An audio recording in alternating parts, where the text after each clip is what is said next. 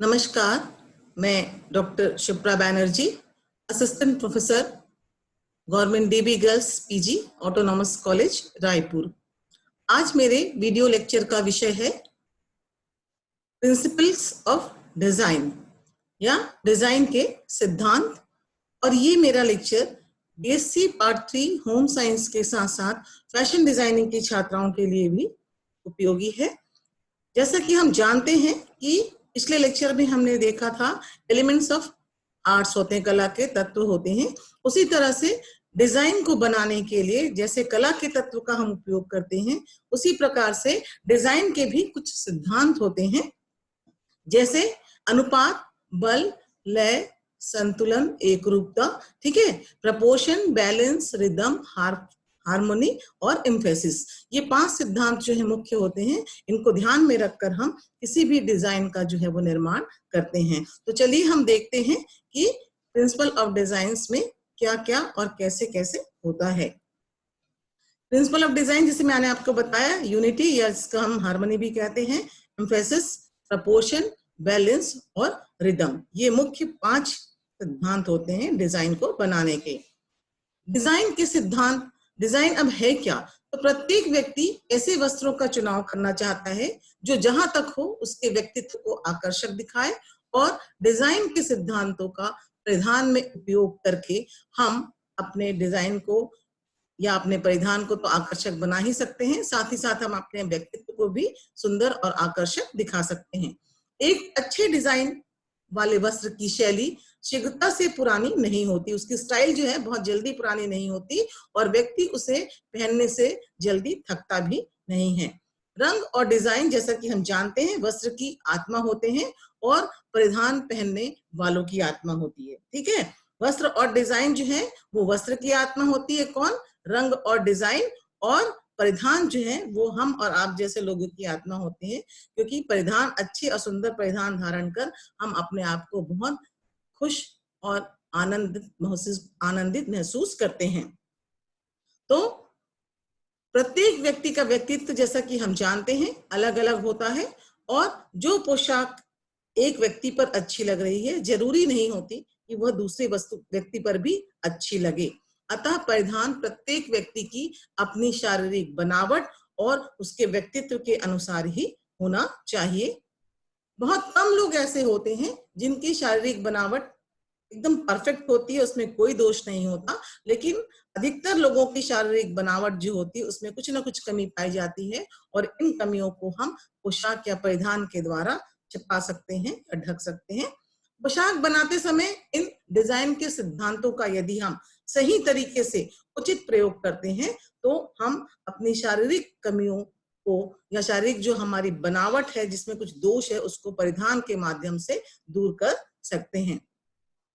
वह पोशाक या परिधान ही होता है जो शारीरिक दोषों को छुपाकर व्यक्ति के व्यक्तित्व को आकर्षक और सुंदर दिखाता है। डिजाइन के सभी सिद्धांतों का आपस में एक परस्पर संबंध होता है, मतलब ये सारे चीज आपस में मिलकर काम करते हैं। तो आइए हम देखते हैं कि किस प्रकार से वे सिद्धांत परिधान के माध्यम से व्यक्ति के व्यक्तित्व को आकर्षक और सुंदर बनाते हैं। डिजाइन या आकृतियों के आलेखन में हम उनके विभिन्न रंग व रूप के अनुसार एक निश्चित क्रम में उसे व्यवस्थित करते हैं, और एक एकत्रित क्रम को किसी सतह पर रखने को ही हम डिजाइन तैयार करना कहते हैं। परिधान में सुंदरता लाने हेतु डिजाइन के सिद्धांतों का उपयोग किया जाता है, और इन सिद्धांतों को जानने वाला व्यक्ति न केवल अपने परिधान को सुंदर बना सकता है, बल्कि बाजार में जाकर भी वो सही परिधान का चयन बहुत आसानी से कर सकता है। परिधान में डिजाइन के विभिन्न सिद्धांतों की चर्चा करने से पहले यह जानना जरूरी है कि डिजाइन क्या है। तो डिजाइन जो है वो पदार्थों का चयन और उसकी एक ऐसी व्यवस्था है जिसके मुख्य रूप से 2 उद्देश्य होते हैं, क्रमबद्धता और सुंदरता। डिजाइन या आलेखन परिवर्तन की प्रक्रिया होती है और एक व्यवस्थित प्रयास होता है, ठीक है। Design is a process of change and an organised effort. तो आलेखन या डिजाइन में संतुलन, बल, लय, दोहराव और अनुपात, इन सभी डिजाइन के सिद्धांतों का होना नितांत ही आवश्यक होता है। नमूने जो हैं या डिजाइन किसी भी डिजाइन का जो मुख्य भाव होता है या विचार होता है उसको प्रदर्शित करते हैं या दर्शाते हैं। कुछ स्पष्ट रूप से परिभाषित डिजाइन के सिद्धांत हैं जो कि चित्रकला, मूर्तिकला, वास्तुकला, हस्तकला में प्रयोग में आते हैं, लेकिन इनके साथ ही साथ वस्त्र निर्माण की कला में भी इनका बहुत अधिक चलन है या ये बहुत अधिक प्रचलित है। ये डिजाइन के सिद्धांत केवल सुंदरता का सृजन ही नहीं करते, केवल वस्त्र को सुंदर ही नहीं बनाते, बल्कि वो उसे उपयोगी बनाते हैं और उपयोग में लाने के लिए कुछ उसको निर्धारक तत्व होते हैं जिनको हमको उपयोग करना होता है। तो सिद्धांत ये है कि डिजाइन के सिद्धांत जो है केवल सुंदरता का सृजन करने हेतु उपयोग में नहीं लाए जाते, बल्कि इस बात का निर्धारण करने में भी सहायक होते हैं कि कोई चीज जो है वो किस कारण से उत्तम है या खराब है। यदि हमें डिजाइन के सिद्धांत का ज्ञान होगा तभी हम इस बात को बता पाएंगे कि इस चीज में या इस डिजाइन में, इस परिधान में ये चीज खराब है या ये चीज अच्छी है। तो इस तरह से ये इन बातों के निर्धारण में भी डिजाइन का सिद्धांत महत्वपूर्ण भूमिका अदा करता है। डिजाइन के आधारभूत सिद्धांतों के वर्गीकरण के संबंध में सभी लेखकों में काफी मतभेद देखने को मिलता है। ठीक है, हर किसी का एक विचार नहीं है। इन लेखकों में भी आपस में विचारों में मतभेद है। निम्नलिखित डिजाइन के जो सिद्धांतों की सूची है वो काउंसिल फॉर आर्ट एजुकेशन द्वारा दी गई है, जिसमें 5 सिद्धांत बताए गए हैं डिजाइन के जो अत्यधिक स्पष्ट और महत्वपूर्ण होते हैं। इनमें है अनुपात, प्रपोर्शन, संतुलन, बैलेंस, बल या एम्फेसिस, लय, रिदम, एकरूपता, हार्मोनी और यूनिटी। सबसे पहले हम देखते हैं अनुपात या प्रपोर्शन। अनुपात का सिद्धांत जो है वो अन्य सभी सिद्धांतों का आधारभूत सिद्धांत होता है, मतलब ये बेस होता है और बाकी सभी सिद्धांतों का। परिधान में रुचिप्रद व्यवस्था हम कैसे करें, ठीक है, तथा माप और आकार को किस तरीके से हम सुंदर तरीके से प्रस्तुत करें कि वो देखने में आकर्षक लगे, ये सारी बातें जो होती है वो अनुपात पर निर्भर करती हैं।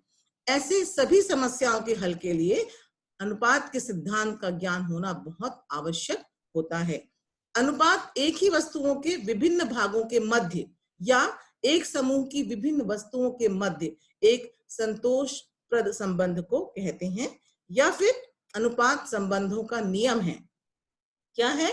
अनुपात संबंधों का नियम है जिसकी मांग है कि स्थान के सभी विभाजन आकर्षक रूप से एक दूसरे से और संपूर्ण रूप से संबंधित हो। तो इस तरह से हम देखते हैं कि अनुपात जो है वो डिजाइन के सिद्धांत में सबसे आधारभूत या सबसे महत्वपूर्ण सिद्धांत होता है। अनुपात के अंतर्गत आकार, माप, रंग, पोत, प्रकाश और डिजाइन के मध्य संबंध आता है। ये जितने भी कला के तत्व हैं इन सभी के बीच में एक अनुपात जो है वो होना चाहिए, तभी कोई भी डिजाइन जो है वो सुंदर और आकर्षक लगती है। ठीक है, तो ये सारी चीजों के बीच एक संबंध होता है और चूंकि ये सिद्धांत क्षेत्र के संबंधों को दर्शाता है, अतः इसका परिधान में बहुत ही विशिष्ट उपयोग होता है। अनुपात के लिए एक ग्रीक प्रपोर्शन या ग्रीक अनुपात के बारे में बताया गया है। इसमें ग्रीक व्यक्तियों ने लंबे अध्ययन के बाद मानव शरीर में बहुत संवेदनशील जो स्थान है बताए और मनुष्य के शरीर पर आधारित नियमों को बनाया। ग्रीक पूर्वजों के द्वारा जिस रेक्टेंगल का उपयोग संबंधों हेतु किया जाता था उसे गोल्डन रेक्टेंगल या गोल्डन ऑब्लॉन्ग स्वर्ण आयात कहा गया। आयात में छोटी भुजा पर 2 इकाई और बड़ी भुजा पर 3 इकाइयों का उपयोग किया जाता था और इस प्रकार से इसका अनुपात होता था 2:3 का। मतलब यदि आपने एक रेक्टेंगल लिया है तो उसके जो छोटी भुजा है उस पे 2 और जो लंबी भुजा है उस पे 3, तो 2:3 का रुचिप्रद अनुपात ये अनुपात दर्शाता था।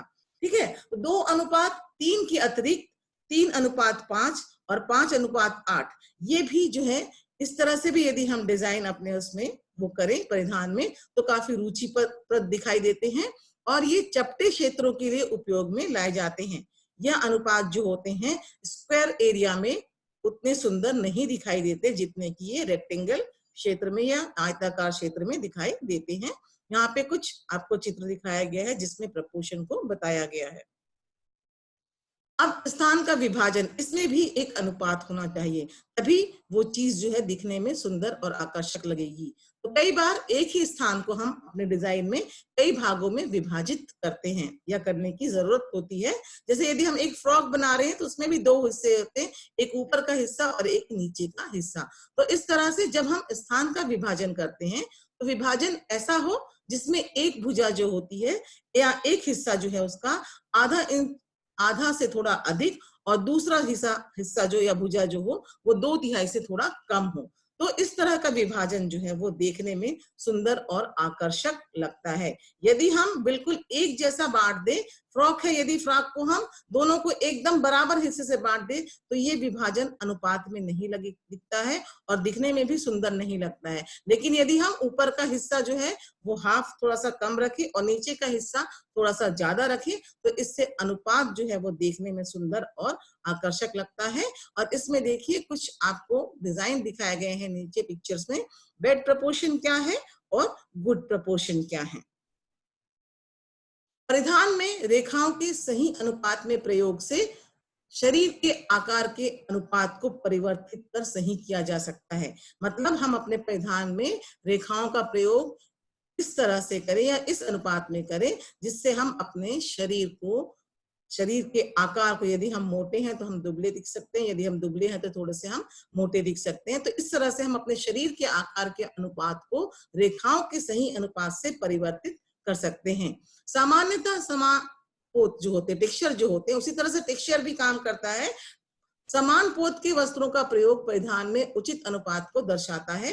कभी जरूरत होने पर भारी पोत के साथ थोड़े कम भारी पोत का या टेक्सचर का प्रयोग किया जा सकता है।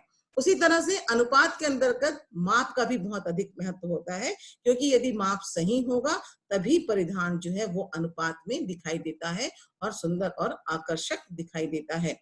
परिधान में रंगों का उपयोग भी बहुत जरूरी है, सही अनुपात में हो। कोई भी रंग यदि बहुत होगा तो देखने में वो अच्छा नहीं लगता है, आकर्षक, आंखों को चुभेगा। इसलिए रंग भी जो होते हैं वो सही अनुपात में होने चाहिए। तो कहने का तात्पर्य ये है कि रंग, आकार, जितने भी कला के तत्व हैं जिनका उपयोग हम एक डिजाइन बनाने के लिए करते हैं, उन सभी का अनुपात में होना बहुत जरूरी है। जब ये अनुपात में होंगे तभी डिजाइन जो होती है सुंदर और आकर्षक दिखाई देती है। अब जो दूसरा सिद्धांत है वो है संतुलन या बैलेंस। बैलेंस या संतुलन उसी प्रकार कार्य करता है जैसे सीसॉ। जैसे हम गार्डन में जाते हैं, हम देखते हैं बैलेंस वाला एक वो होता है ना, सीसॉ होता है जिसमें एक साइड एक जन बैठता है, एक साइड जिस तरफ भार ज्यादा होता है वो दब जाता है, हल्का वाला ऊपर उठ जाता है। तो ठीक इसी सिद्धांत पर बैलेंस जो होता है वो भी काम करता है। जब दोनों ओर भार एक समान होता है तो ये संतुलित होता है, और जब असमान भार होता है तो इसमें असंतुलन देखा जाता है। तो संतुलन जो है डिजाइन का वह सिद्धांत है जो विश्राम व तृप्ति का भाव उत्पन्न करती है। अतः हम ये कह सकते हैं कि संतुलन विश्राम या स्थिरता होता है या होती है। संतुलन के प्रकार, टाइप्स ऑफ बैलेंस। संतुलन दो प्रकार के होते हैं, एक तो सममितीय संतुलन, सिमेट्रिकल बैलेंस। दूसरा होते असममितीय संतुलन, असिमेट्रिकल बैलेंस, या फॉर्मल और इनफॉर्मल बैलेंस। तो जैसे चित्र में आपको दिखाया गया है, राइट साइड पे देखिए, सिमेट्रिकल बैलेंस में सेंटर के दोनों ओर एक जैसी चीजों का उपयोग किया जाता है सजाने के लिए। इस तरह से ये सिमेट्रिकल बैलेंस होता है जब दोनों तरफ सेंटर के सेम चीजों का प्रयोग किया जाए। दूसरे चित्र में दिखाया गया असिमेट्रिकल बैलेंस, असममितीय संतुलन, जिसमें सेंटर के एक तरफ अलग है, एक तरफ अलग, मतलब दोनों तरफ असमान जो है चीजों का उपयोग संतुलन के लिए किया गया है। सममितीय संतुलन यहाँ पे और अच्छे से आप समझ सकते हैं। इस स्लाइड में एक चित्र दिखाया गया है, एक फॉर्मल या बैलेंस दिखाया गया है, एक इनफॉर्मल बैलेंस दिखाया गया है। तो सिमेट्रिकल बैलेंस जो है जब केंद्र के दोनों ओर वस्तुएं समान हो और एक जैसा आकर्षण उत्पन्न करती हैं तो वो सममितीय या फिर औपचारिक संतुलन कहलाता है, जैसा कि चित्र में, ऊपर के चित्र में लेफ्ट साइड पे दिखाया गया है। और दूसरा है सममिति या असिमेट्रिकल बैलेंस, जिसमें कि केंद्र के दोनों ओर वस्तुएं भिन्न भिन्न दूरी पर स्थित हो। तो ऐसा संतुलन जो है वो असममितीय संतुलन या अनौपचारिक संतुलन कहलाता है, जैसा कि राइट साइड के राइट डायग्राम में आपको दिखाया गया है, फॉर्मल और इनफॉर्मल बैलेंस। परिधान में संतुलन कैसा होगा, यह निम्नलिखित बातों पर निर्भर करता है, या कुछ बातें होती है जो ये निर्धारित करती हैं कि परिधान में संतुलन किस तरह से होगा। वस्त्र निर्माण करने वाले व्यक्ति की भावना, जिस उपयोग के लिए वह परिधान बनाया जा रहा है, जिस व्यक्ति के लिए परिधान बनाया जा रहा है, और वस्त्र निर्माण करता जो होता है, वस्त्र निर्माता जो होता है, उसका स्वयं का व्यक्तित्व कैसा है। तो ये सारी बातें मिलकर परिधान में संतुलन किस प्रकार का होगा उसको निर्धारित करते हैं। अब हम देखते हैं तीसरा जो सिद्धांत है वो है बल या एम्फेसिस। बल कला का वह सिद्धांत है जिसमें आंखें सर्वप्रथम किसी व्यवस्था के सर्वाधिक महत्वपूर्ण भाग पर जाती हैं और इसके पश्चात महत्व के क्रम के अनुसार अन्य वस्तुओं पर जाती है। तो बल वह सिद्धांत है जिसमें व्यवस्था के सबसे महत्वपूर्ण बिंदु पर रुचि केंद्र स्थापित किया जाता है, जिससे आंखें संबंधित स्थान पर पड़े। किसी चीज को एम्फेसाइज करना या बल देने से तात्पर्य है परिधान में, यदि हम किसी के लिए परिधान तैयार कर रहे हैं और उस व्यक्ति की गर्दन जो है काफी सुंदर और आकर्षक है, गला जो है, तो हम चाहते हैं कि हम उस जगह पर एम्फेसाइज करें, तो हम नेकलाइन पर उसके कुछ ऐसा बनाएंगे जिससे देखने वाले व्यक्ति की नजर सबसे पहले उसी जगह पर जाएगी और उसके शरीर की बाकी जो दोष होंगी या कमियां होंगी वो छुप जाएंगी। तो एम्फेसिस इसी तरह से कार्य करता है। डिजाइन के इस सिद्धांत की सहायता से हम वस्त्र में आकर्षण उत्पन्न कर सकते हैं। और रुचि केंद्र क्या होता है? रुचि केंद्र अर्थात एक ऐसा केंद्र बिंदु जिस पर देखने वाले व्यक्ति की सबसे प्रथम दृष्टि जो है वो केंद्रित होती है। किसी भी विशिष्ट स्थान पर, ठीक है, किसी भी विशिष्ट स्थान पर बल देने के लिए या किसी स्थान को रुचि का केंद्र बनाने के लिए उसके आसपास की जो वस्तुएं होती है उसको कम बल दिया जाता है या फिर प्लेन या सादा ही रखा जाता है, जिससे हमारी नजर सबसे पहले रुचि के केंद्र पर ही जाए, बाकी तरफ ना जाए। ठीक है ना? तो इस तरह से बल के सिद्धांतों का उपयोग निम्न आधारों पर किया जा सकता है, जैसे इसे बल देना है, किस प्रकार से बल देना है, कितना बल देना है और किस स्थान पर देना है। ठीक है ना? तो जैसे मैंने अभी बताया आपको कि यदि किसी की गर्दन सुंदर है, आकर्षक है, तो हम कोशिश करते हैं उस जगह पर रुचि का केंद्र बनाए, वहां पर बल दें, ताकि देखने वाले की नजर जो है, पहली दृष्टि जो है वहीं पर पड़े। और किस तरह से देना है, कितनी मात्रा में देना है, ये सारी बातें जो है वो हम डिजाइन के अनुसार और उस व्यक्ति के व्यक्तित्व के अनुसार, उसके शारीरिक बनावट के अनुसार निर्धारित करते हैं। अतः बल का कितना उपयोग किया जाए, अगर ये प्रश्न उठता है तो इस प्रश्न का सीधा सा एक उत्तर यही होता है कि बल जो है हमेशा सरल होना चाहिए या सिंपल रखना चाहिए। व्यक्ति के सुंदर अंगों पर रुचि केंद्र द्वारा बल दिया जा सकता है और ऐसा करके उसके कम सुंदर जो अंग होते हैं या उसके शारीरिक जो दोष होते हैं वहां से ध्यान को हटाया जा सकता है। अब चौथा जो सिद्धांत है डिजाइन का वो है लय या रिदम। लय जो होती है वो दो प्रकार की होती है, नियमित लय और स्वच्छंद लय। नियमित लय वह होती है जो एकता और एक क्रम का भाव प्रस्तुत करती है और ये परिधान के लिए बहुत उपयोगी होते हैं। दूसरी होती है स्वच्छंद लय। स्वच्छंद लय जो होती है वो अनियमित अंतरों में होती है और असमान भागों में पाई जाती है। और लय प्राप्त करने के लिए हम कुछ मेथड्स होती, कुछ विधियां होती जिनको हम अप्लाई करते हैं, जैसे रिपीटेशन के द्वारा, दोहराव के द्वारा किसी भी चीज को हम बार बार उपयोग में लाकर लय उत्पन्न कर सकते हैं। लय होती क्या है? इसमें हमारी नजर जो है एक दिशा से दूसरी डिजाइन के साथ साथ दूसरी तरफ जो है वो गति करती है, तो एक तरह से उसमें लय उत्पन्न होती है। ठीक है? तो लय प्राप्त करने के लिए एक तो हम दोहराव के द्वारा लय प्राप्त कर सकते हैं, दूसरा है विकिरण के द्वारा, रेडिएशन के द्वारा हम लय प्राप्त कर सकते हैं। जैसे सूर्य की किरणें होती एक तरफ से वो चारों तरफ ऐसे फैलती हैं, तो ये रेडिएशन होता है, जैसे नीचे के डायग्राम में आपको दिखाया गया है। रेडिएशन के द्वारा लय उत्पन्न हो सकती है। फिर है लगातार रेखीय गति के द्वारा, हम एक लगातार रेखीय जो गति होती है उसके द्वारा रेखा को हम लंबी कर सकते हैं, छोटी कर सकते हैं, फिर लंबी कर सकते हैं, इस तरह से हम लय उत्पन्न कर सकते हैं। और एक है अनुक्रम के द्वारा, तो अनुक्रम के द्वारा भी हम लय जो है वो उत्पन्न कर सकते हैं। तो इस तरह से लय का सिद्धांत भी बहुत महत्वपूर्ण होता है। यदि डिजाइन में रिदम होता है तो हमारी आंखें जो हैं एक दिशा से दूसरी दिशा की तरफ आसानी से मूव करती हैं। पांचवा सिद्धांत है डिजाइन का एक रूपता या हार्मोनी। एक रूपता उन सभी वस्तुओं की आधारभूत आवश्यकता होती है जिसमें आकार के साथ साथ उपयोग पर भी ध्यान दिया जाता है, और यह एक महत्वपूर्ण सिद्धांत होता है। ठीक है, तो एक रूपता कला का वह सिद्धांत है जिसमें हम विचारों और अनुरूपता के चयन के साथ साथ उनकी कुछ ऐसी व्यवस्था करते हैं जिससे एकता का भाव उत्पन्न होता है, एकता का प्रभाव उत्पन्न होता है। और डिजाइन को बनाने में जितनी भी चीजें उपयोगी होती हैं, जैसे रेखा है, आकार है, लाइन है, सॉरी रेखा है, आकार है, टेक्सचर है, पोत है, रंग है, इन सभी में एक रूपता होनी चाहिए। कहने का तात्पर्य यह है कि किसी डिजाइन को बनाने के लिए हम कला के जिन तत्वों का उपयोग कर रहे हैं, line, form, shape, colour, texture, इन सभी में एक यूनिफॉर्मिटी होनी चाहिए, यूनिटी होनी चाहिए या हार्मनी होनी चाहिए। इससे तैयार डिजाइन जो होता है वो सुंदर और आकर्षक प्रतीत होता है। तो आज हमने देखा डिजाइन के सिद्धांत क्या होते हैं और ये किस तरह से काम करते हैं। ठीक है ना, तो परिधान निर्माण के लिए या डिजाइन के निर्माण के लिए जिस प्रकार से कला का तत्व जो होते हैं, कला के तत्व जो है वो महत्वपूर्ण होते हैं, उसी प्रकार से डिजाइन के सिद्धांत भी महत्वपूर्ण होते हैं, क्योंकि उन कला के तत्वों का जब हम उपयोग करते हैं तो उस समय हम डिजाइन के सिद्धांतों के अनुसार ही उनका प्रयोग जो है वो वस्त्र निर्माण के लिए, परिधान निर्माण में या डिजाइन को बनाने के लिए करते हैं। थैंक यू, धन्यवाद। मैं शिप्रा बैनर्जी। आज का ये लेक्चर आपको कैसा लगा मुझे बताइएगा।